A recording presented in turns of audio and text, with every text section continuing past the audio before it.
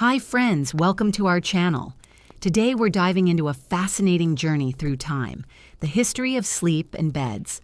From ancient caves and royal Egyptian thrones to cozy Japanese futons and even space-age sleeping pods.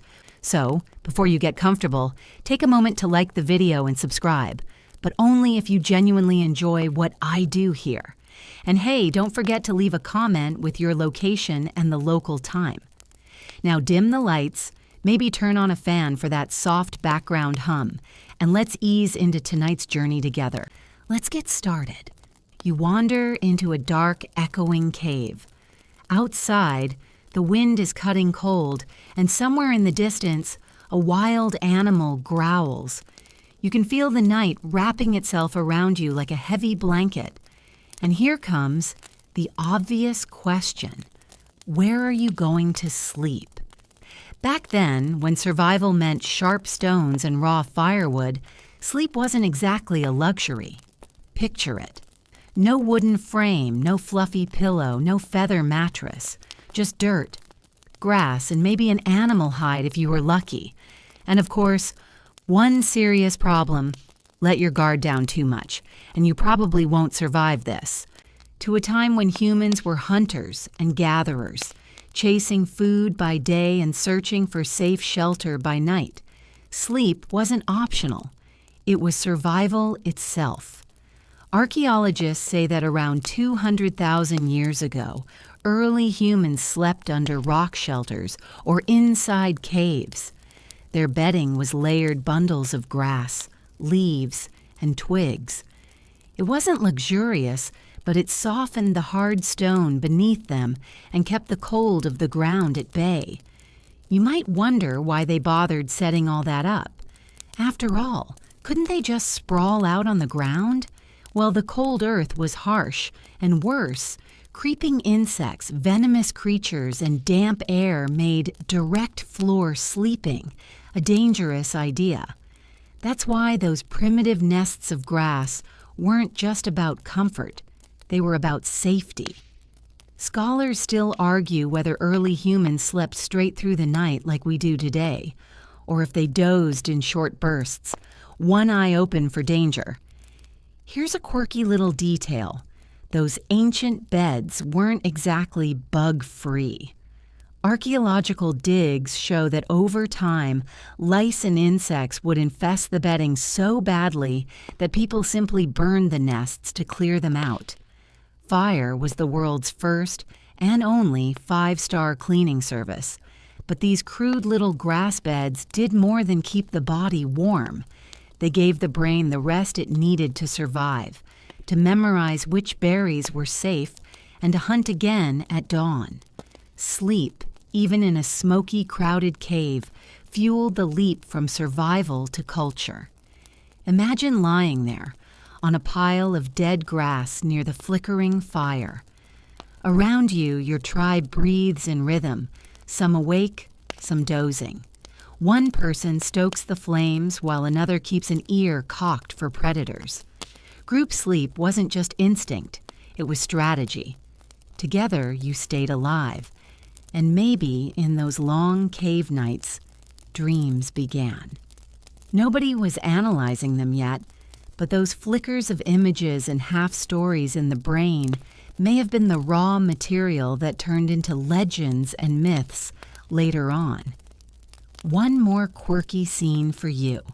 At some ancient sites in Africa, archaeologists found ashes mixed into bedding layers. Why? Because ashes created a barrier against bugs. In other words, DIY insect repellent. Stone Age style. So tonight, when you stretch your sheets and sink into your mattress, remember, your bed has an ancestor. A straight line runs from that scratchy grass pile in a cave to your cozy setup. The bed's changed, the materials changed, but the need, that nightly surrender to safety, has always been the same. Your eyelids grow heavier as you picture that fire-lit cave. Your breathing slows. In the end, a bed, no matter how primitive or high-tech, is just the same invitation. Close your eyes. drift away. The world can wait. Now your journey carries you into the blazing sun and sandy empire of ancient Egypt, where power wasn't just in pyramids and temples, but also in how you slept. Yes, here beds weren't simple. They were a statement. Picture stepping into a pharaoh's palace. In the center stands an elevated wooden bed frame, structured, angled, and raised off the floor. At this point in history, people decided sleep shouldn't be on the raw dirt anymore. It should be above it.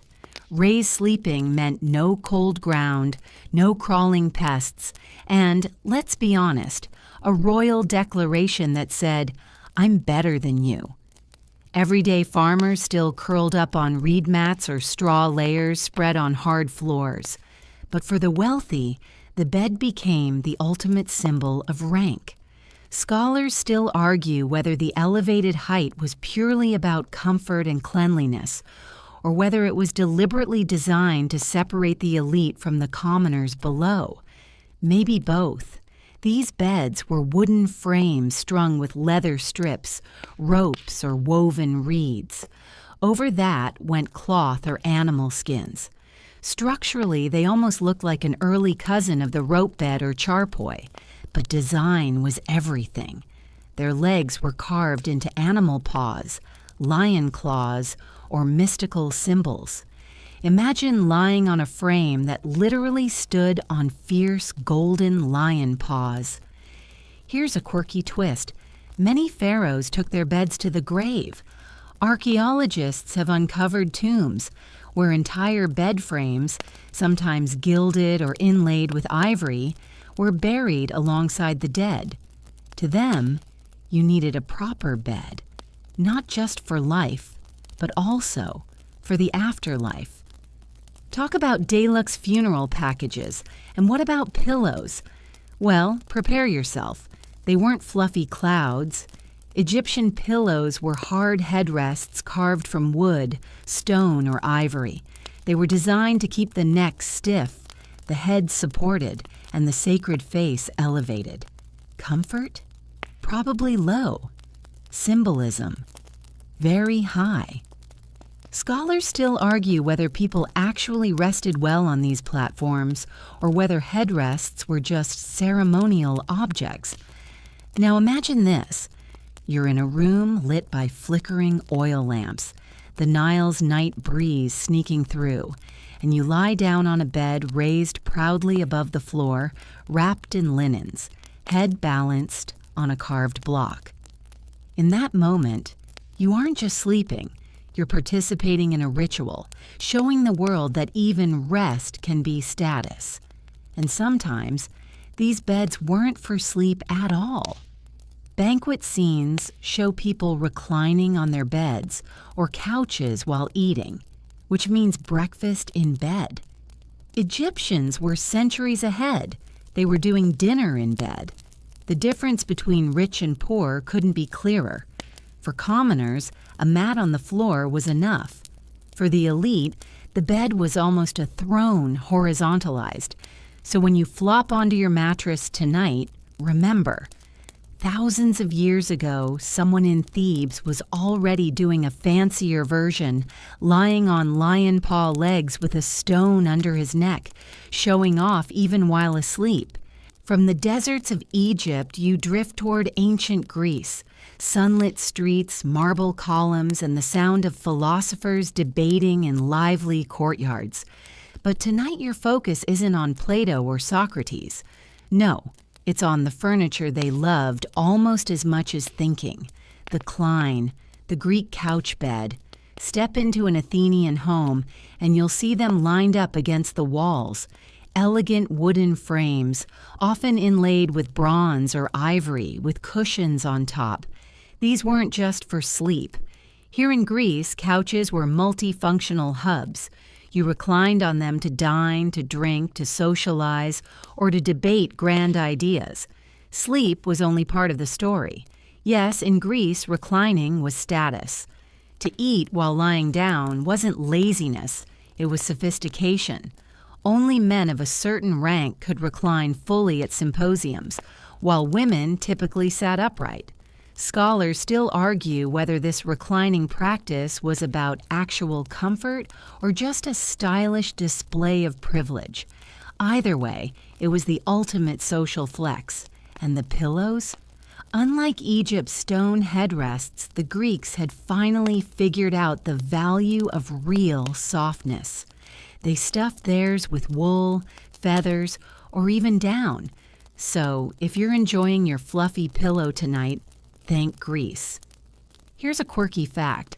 Greek symposiums often looked more like college dorm hangouts than royal banquets. Imagine long nights of wine, poetry, flute music, and political gossip, all while everyone reclined on couches lined in rows. Whoever sat, or rather lay, closest to the host was the most honored guest. Position on the couch literally marked your social worth. If Egypt gave us the ceremonial bed and status in the afterlife, Greece brought the bed straight into everyday culture, a fusion of leisure, intellect, and indulgence. Picture this. You're at a feast, grapes in hand, leaning sideways on a pillow as someone recites epic poetry. Someone else drinks too much wine and falls half asleep beside you. Half party, half sleepover, fully Greek.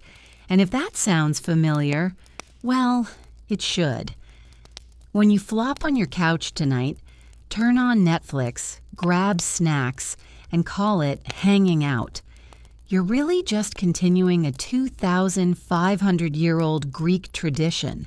Now you move from Athens to Rome, the empire that believed in upgrading everything: roads, aqueducts, politics, and yes, even beds. To the Romans, a bed wasn't just a place to sleep. It was a dining seat, a social stage, and sometimes even a political office. Walk into a wealthy Roman house and you'll find the triclinium, the dining room named after the three couches, or lectii, arranged in a U shape around the table. On these couches, guests recline to feast, drink wine, and gossip. Imagine eating dinner stretched out sideways, one elbow propped up, bread in hand, while a slave brought you more food. Scholars still argue whether this was truly comfortable or just a stylish form of showing off. Roman beds looked a lot like the Greek cline, but were bulkier, flashier, and more functional. Made of carved wood or bronze, with cushions stuffed with wool, straw, or feathers, they could serve as dining couches by day and sleeping beds by night. Basically the Roman version of a convertible sofa. Here's a quirky detail. Where you reclined at dinner told everyone your social rank. The best spot, the right couch near the head of the table, was reserved for the guest of honor. The host lay in the middle, and the least important people got shoved to the edges. Your bed position was basically your LinkedIn status. But Roman beds had more roles beyond feasting. The cubicula, private bedchambers, were places for intimacy, business deals, and of course, actual rest. Strategy meetings, romantic affairs, and personal plots all played out while lying down. If the Greeks turned couches into party hubs, the Romans weaponized them for politics as well. Pillows improved too. Romans liked their cushions plush, stuffed with feathers or fine materials. Compared to the Egyptian stone headrests, this was progress worth celebrating. Of course, the divide between rich and poor still showed clearly in sleep. Common citizens often relied on straw pallets or simple mats, while the wealthy floated on feather-stuffed luxury. And here's another quirky tidbit. Roman cradles for infants mimicked adult beds, with ornate designs and miniature frames. Even babies got a taste of fancy sleeping before they could walk. So picture the scene. After sunset, lamps burning low, guests sprawled across couches, half drunk, half dozing, feasting and scheming at the same time. A bed wasn't just bedtime. It was the very center of Roman life. When you sink into your sofa bed at home, Flip on the TV, snack, and slowly nod off. You're closer to a Roman feast than you think. Only now, the politics involve fighting over the remote. Now you leave Rome's grand dining couches and step into medieval Europe, a world of castles, drafty stone walls, smoky hearths, and long winters. Here, beds took on a whole new purpose. They became fortresses of warmth, privacy, and even ceremony. Picture a peasant's cottage first. The floors are dirt, the air is damp, and in one corner lies a heap of straw covered with rough cloth. That was the bed, basic yet functional. Sometimes whole families burrowed together into one giant pile of hay. It wasn't luxurious, but it kept people warm enough to make it through the night. Scholars still argue whether this family pile was just a necessity or also a way to strengthen bonds within households. Now imagine the bedroom of a noble inside a castle. This is a very different scene. In the center stands a giant wooden frame bed, carved from oak, raised off the floor, and wrapped on all sides with thick curtains called canopies. The curtains weren't just for decoration, but for survival. They blocked icy drafts and gave the sleeper some much-needed privacy in those crowded halls. Inside, with heavy blankets of wool or fur, the bed almost felt like a private little room within the room. Step through the curtains and you were in a cocoon of heat and secrecy. Here's a quirky fact. Weddings and marriage rituals were often centered around the bed. Guests and family members would gather to watch the bride and groom climb into it because in medieval Europe, the bed itself symbolized the marriage contract. Forget flowers and cake. This was the actual proof of union. For peasants, though, privacy was a foreign concept. Families and even guests often slept together in one space, sometimes in lofts, above animals for warmth. Nobles, meanwhile, climbed into oversized canopy beds so tall they needed a stool to reach the mattress. Imagine needing stairs just to go to sleep. The bed also became a piece of art. Nobility carved their frames, embroidered their curtains, and made everything so ornate that the bed itself was a centerpiece of the household.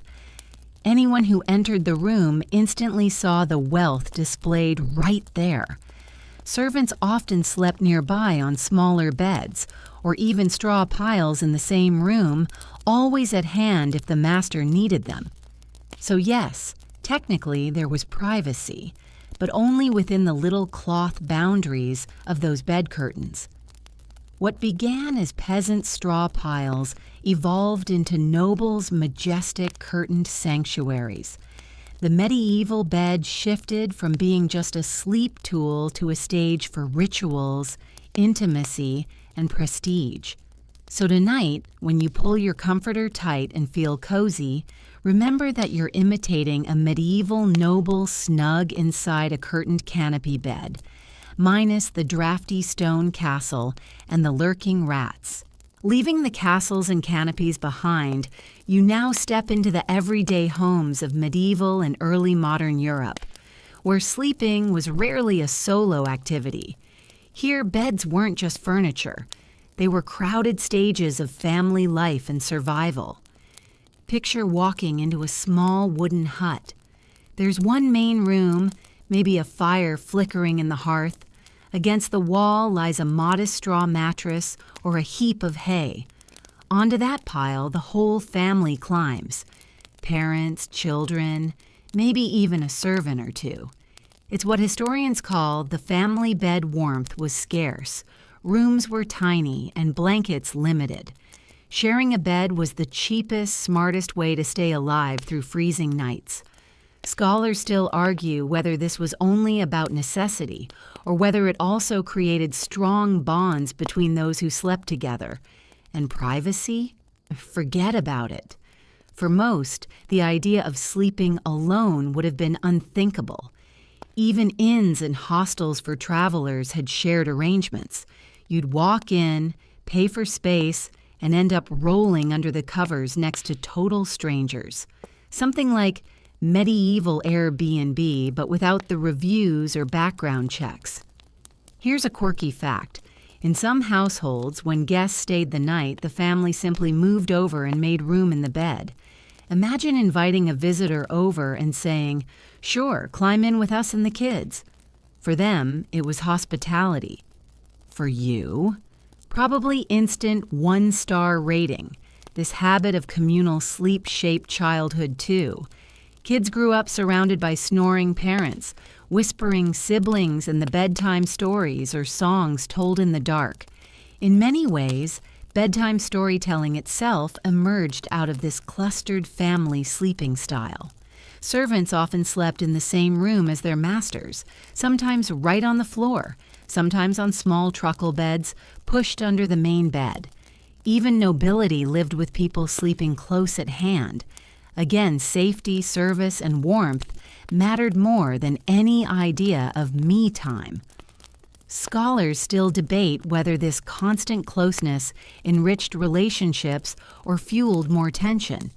But what's certain is that humans in this period viewed sleep as a collective act, not an individual one.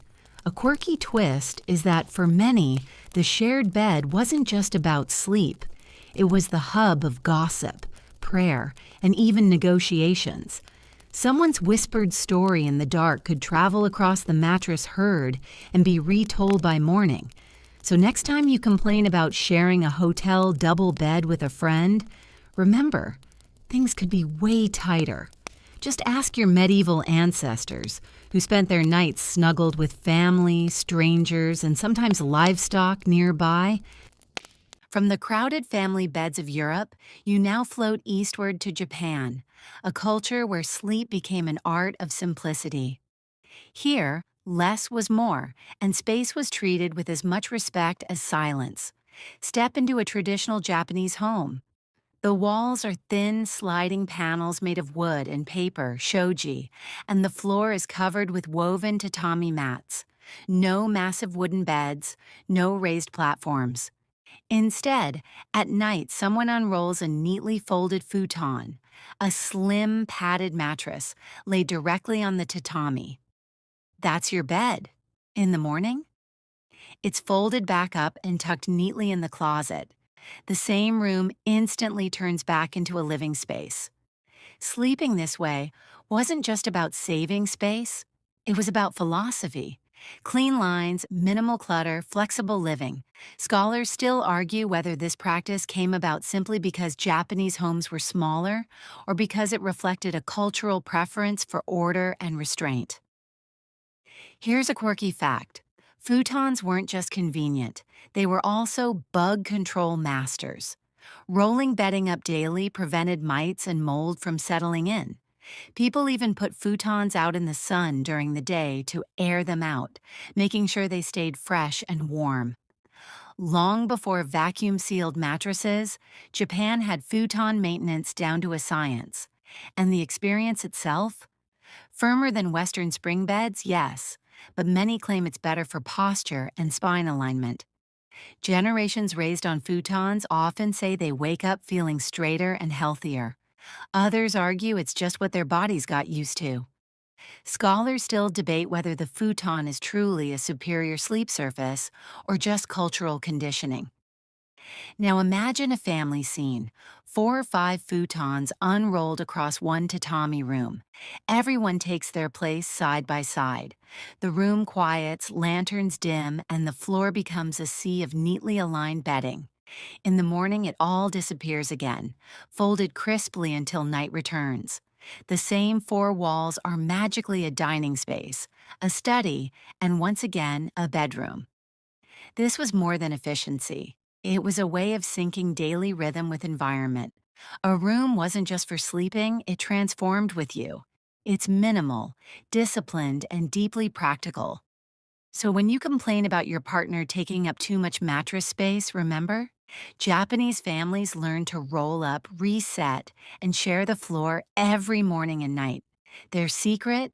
The bed comes and goes like clockwork. From Japan's minimal futons, you now move deeper into Asia, into the vast and varied lands of China, where winters in the north could cut through bone. Here, people invented one of the most fascinating sleeping systems in history, the Kang bed. Picture this. Outside, snow drifts down onto tiled rooftops. Inside, you see a wide, raised platform of brick or clay, the Kang. It looks like part of the floor, but it's hollow, with channels running underneath. Those channels carry heat from the household stove or fire, warming the entire bed from below. Imagine lying down on a brick floor that radiates gentle heat all night long. Instant heated blanket 2,000 years early. The Kong wasn't just a bed, it was the living room, dinner table, play area, and social center of the home. During the day, people sat on it to talk, eat, or work. At night, blankets were spread out, and families curled up together to sleep. Scholars still argue whether the Kong was designed purely out of necessity for warmth or if it was meant to embody China's sense of communal life. And here's a quirky fact. Sometimes weddings and family ceremonies took place right on the Kang. Yes, the same platform that children played on in the afternoon could also become the site of a marriage ritual that evening. Privacy wasn't the point. Togetherness was. At its core, the Kang bed was multifunctional survival. In small houses, space was limited. Why have separate furniture for dining, sitting, and sleeping when one heated platform could do it all? It was practical, it was efficient, and in cold winters, it was a lifesaver. Imagine crawling onto that heated surface after a freezing day, pulling thick cotton quilts over you. Outside, the night air burns with frost, but inside, the whole family clusters in warm pockets, the bricks radiating comfort through the blankets. Travelers from other regions wrote about the Kang with amazement. Compared to straw on the floor or a drafty wooden frame, a heated communal platform seemed almost futuristic. And honestly, in some ways, it still does. Another quirky twist, Kang beds often had storage space underneath or around them. The raised design wasn't only about heat, it doubled as a practical household storage unit. Sound familiar? Today's underbed drawers owe a little debt to ancient China, so the next time you adjust your thermostat or switch on an electric blanket, remember. People in northern China had the same luxury centuries ago. No plugs, no wires, just fire and ingenuity. Leaving the glowing heat of China's Kang, your path brings you to the Indian subcontinent, where summers are long, nights can be humid and hot, and sleep has to adapt to the climate. Here the solution was brilliantly simple. The charpoy. Picture a courtyard at dusk in a village. A wooden or bamboo frame stretches across, and over it crisscross ropes are tightly woven. That's it. No bulky mattress, no ornate carving, just air flowing freely up through the bottom as you lie down. In the middle of a sweltering night, that ventilation feels like heaven itself. The charpoy wasn't just a bed, it was the centerpiece of daily life. In the daytime, elders gathered on it to smoke, chat, or hold village meetings. Kids hid beneath it while playing. And at night, it transformed into the family's bed. Scholars still argue whether the charpoy was born solely out of necessity in hot climates, or if it also reflected South Asia's culture of multi-purpose, outdoor living. And here's a quirky fact. The weaving of ropes itself became a craft tradition. People took pride in how tightly, neatly, or decoratively they lashed the ropes. A firm, well-made charpoy meant status. If your ropes sagged loose, people joked that you were half asleep already. In summer, families dragged their charpoys out to rooftops and courtyards, lying down under the star-speckled sky. The breeze passed up through the bed, the Milky Way glowed overhead, and the entire village could be seen stretched out under the heavens like one giant outdoor bedroom. Who needs air conditioning when the whole cosmos is your ceiling? Another thing, charpoys were lightweight and portable. You could pick one up and carry it to another room, into the fields, or onto a rooftop. It wasn't just a bed, it was mobile furniture centuries before IKEA thought of it. Scholars note that this style of sleeping shaped family dynamics. Because the charpoy was communal, it often held multiple family members together. It blurred the line between furniture, social space, and intimacy. And quirky as it sounds, the charpoy still survives. Even today, in many Indian, Pakistani, and Bangladeshi villages, rope beds are the default choice. Cheap, breathable, repairable, and perfectly suited to the climate. So tonight, when you stretch out on your thick foam mattress, imagine lying beneath an open sky, a faint breeze slipping between ropes beneath your back. You're not just in bed. You're in dialogue with the wind, stars, and centuries of tradition. From India's airy rope charpoy, you now arrive in Renaissance Europe, a world bursting with art, discovery, and luxury. And yes, even the way people slept became a reflection of beauty and status. Step into a wealthy merchant's or noble's bedroom during this era. There's a massive wooden bed, carved in intricate detail, standing like a centerpiece. On top lies a thick mattress, stuffed not just with hay, but with wool, straw, or, if you were lucky, down feathers. The humble straw piles of peasants were long gone. This was a bed that could make you believe you were lying on the clouds. The real star of the Renaissance bed, though, was the pillow. Egyptians had stone slabs, Greeks had wool-filled cushions, but now, downy, ornate pillows were stacked in decorative piles. And here's the quirky part. Many of those pillows weren't even used for sleeping. They were just for show. Guests might come into your chamber and think, wow, so many pillows. But before actually lying down, you'd have to toss half of them off the bed. Scholars still argue whether this trend was comfort-driven or simply a new form of Renaissance display culture. The drapery also became a canvas for art. Silk covers, velvet curtains, embroidered spreads, and ornate canopies turned beds into elaborate symbols of wealth. A noble's bed wasn't just furniture. It was a statement piece, a personal stage, something you literally showcased as though your entire lifestyle was stitched into its fabric. And here's another quirky reality. Beds were so massive and heavy that moving them was nearly impossible. If nobles traveled, they often brought along their own feather pillows or even portable bedding, since hauling an entire carved oak frame wasn't exactly convenient. The portable pillow may have been the ancestor of your modern travel pillow. Renaissance beds also reflected the rise of literacy and leisure. It wasn't unusual to see nobles reading books or poetry while reclining, treating bedtime as a refined part of intellectual life.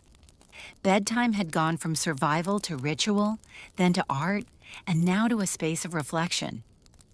Meanwhile, the poor still mostly slept on straw mattresses, but the desire for comfort trickled downward, slowly influencing common homes too. Beds were no longer purely functional. Now you sail away from Renaissance luxury and into the age of exploration and colonial expansion, a time when ships carried people across oceans for months at a time. And with those journeys came a new star in the story of sleep, the hammock. Picture yourself on the deck of a 17th century ship. The air is thick with salt. The planks creak as the waves smack against the hull, and below deck, hundreds of sailors are crammed into tight quarters. There's no way to spread out mattresses or feather beds, so the answer was to string up fabric slings between the beams. That's the hammock. Lightweight, compact, and perfect for life at sea. But the hammock wasn't born on ships. It was an inheritance from indigenous peoples of the Caribbean and Latin America. In tropical climates, people learned long ago that sleeping above the ground kept them away from snakes, scorpions, and other creatures. And the swinging movement actually cooled the body. Europeans saw this genius idea, and sailors quickly adopted it for their voyages. And here's a quirky fact. Sailors became so used to hammocks that when they returned to land, many complained they couldn't sleep well on flatbeds anymore. The gentle rocking of the sling had rewired their brains to prefer floating over lying still. On long voyages, hammocks became lifesavers. They were easy to pack away during the day, creating more space. And at night, each sailor hung his own. A ship might carry hundreds of men, each sleeping tightly packed yet comfortably suspended. Compared to crashing into one another on straw mats, the hammock felt like luxury. Colonists carried hammocks ashore too. In the heat of the Caribbean or South America, it was cooler to sleep swinging above the dirt than sweating on the ground. Slowly, hammocks became global, seen in gardens, porches, or even fashionable homes in Europe, where the elite treated them as exotic novelties. Scholars still debate this one. Did hammocks truly improve health by aligning the spine and preventing pressure points? Or did people just accept backaches as part of life at sea? The debate lives on. Imagine the scene. Sailors asleep in neat rows, hammocks tied to beams, swaying in rhythm with the ship. The smells of wood, tar, and salt air mix with snores and dreams of faraway lands. In that space, the hammock wasn't just a convenience, it was survival. And today? College students string them up in dorm rooms as quirky decor, and vacationers nap in them on beaches.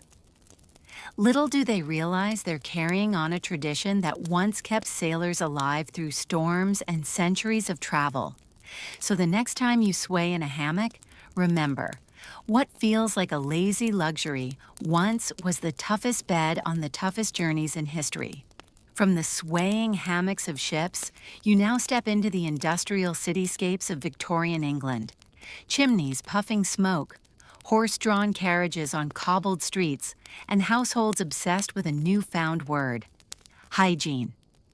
And yes, this obsession made its way directly into the bedroom. Walk into a Victorian home and you'll almost certainly find an iron bedstead. Strong, heavy, and beautifully cast, it stood in stark contrast to the worm-eaten wooden frames of centuries before. Why iron? Because Victorians were at war with bedbugs.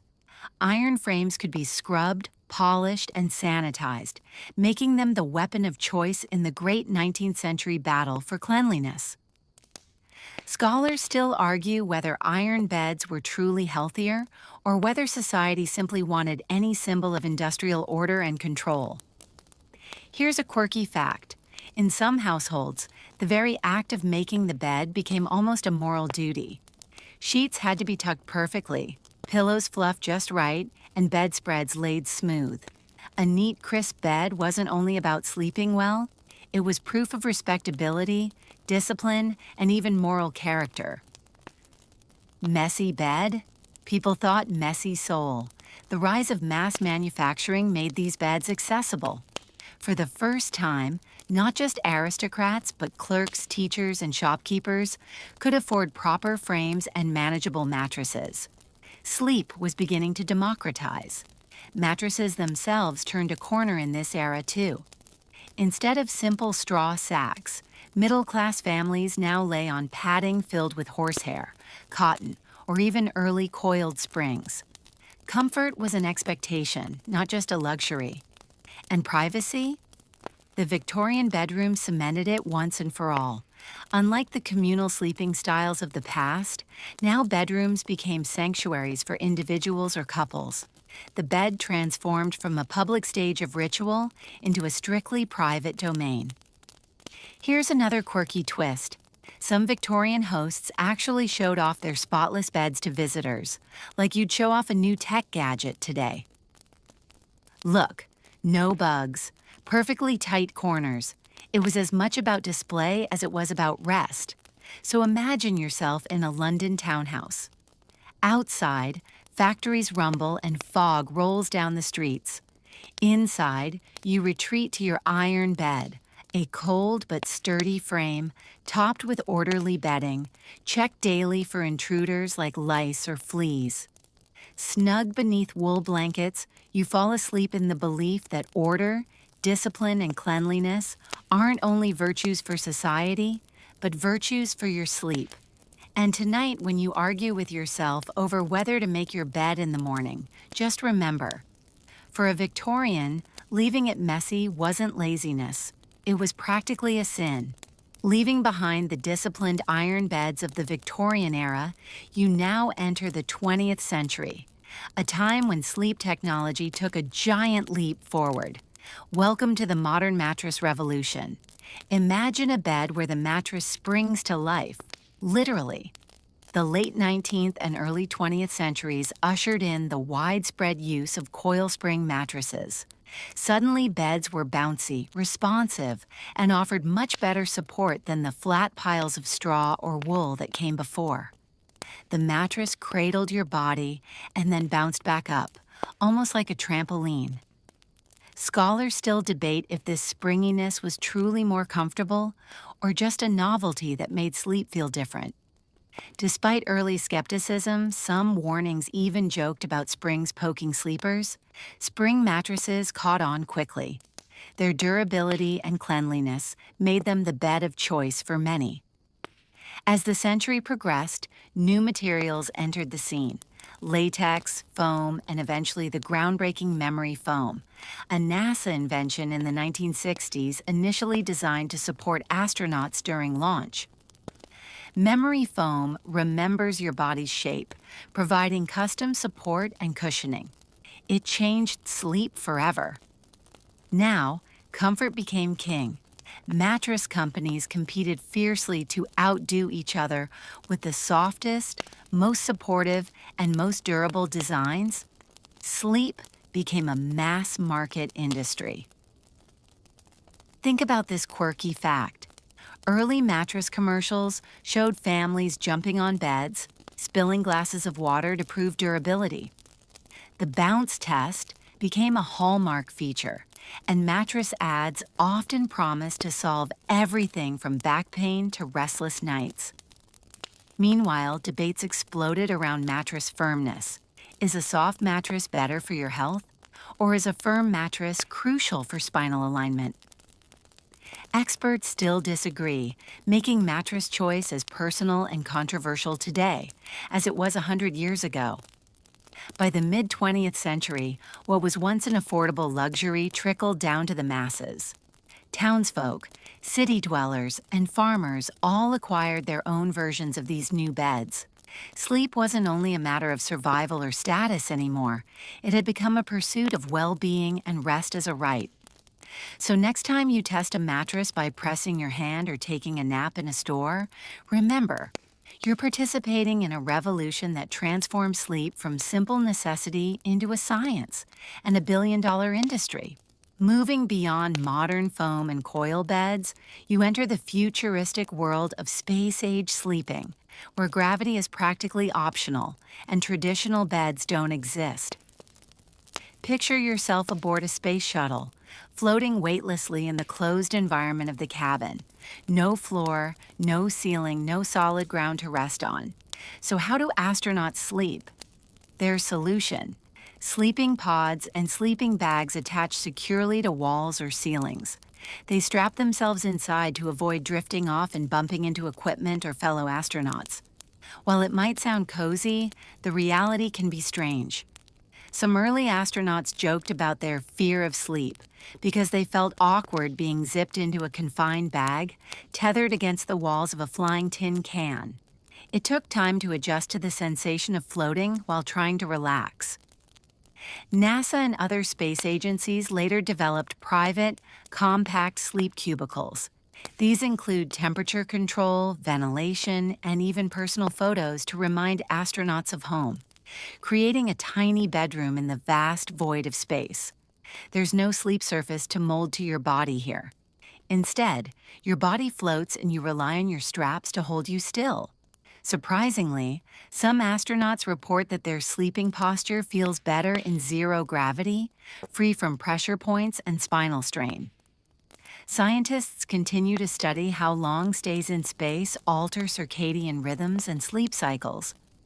With weeks or months spent without sunrise or sunset cues, astronauts' bodies sometimes get confused, shifting sleeping patterns unpredictably. So compared to a lion pod royal bed or a cushy Renaissance feather mattress, space beds strip things down to the essentials. Just you, tethered, floating, trying desperately to close your eyes in microgravity. Imagine drifting off in your pod, weightless and silent, your breathing the only sound in the vastness. Good night, Houston takes on a whole new meaning here. And if future space tourism gets off the ground, you might find yourself in a similar floating sack, drifting among the stars. Your journey through sleep, from earthbound grass piles to cosmic podnapper, will feel complete. Returning from the weightless pods of space, you step into the near future, a world where beds aren't just places to sleep, but smart machines designed to optimize every moment of rest. Imagine a bedroom with a smart bed that adjusts to your every move. Sensors read your body's position, your breathing, even your heart rate. When you turn in the night, the mattress softens or firms to support you perfectly. When the room gets too warm, hidden cooling systems kick in to keep you comfortable. It's as if an invisible butler manages your sleep without a word. Scholars still debate whether this high-tech comfort truly improves sleep or just makes us dependent on devices. Regardless, sleep today has become a curated experience, tailored, personalized, and data-driven.